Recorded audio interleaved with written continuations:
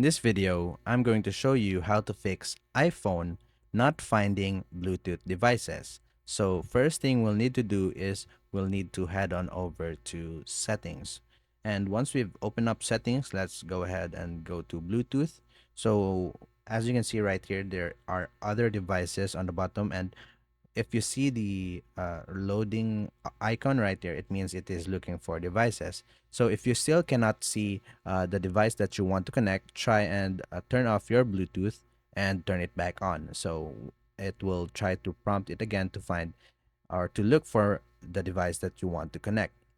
But if it still doesn't connect, you can also try to restart your phone. So go ahead to General and click on Transfer or Reset iPhone, and click on Reset and click on Reset Network Settings. So what it does it is takes it to the factory settings of the network, and it puts it back to default. And that's about it. That's how to fix iPhone not finding Bluetooth devices. If you have any questions, please let me know down in the comments, and I'll do my best to help you out.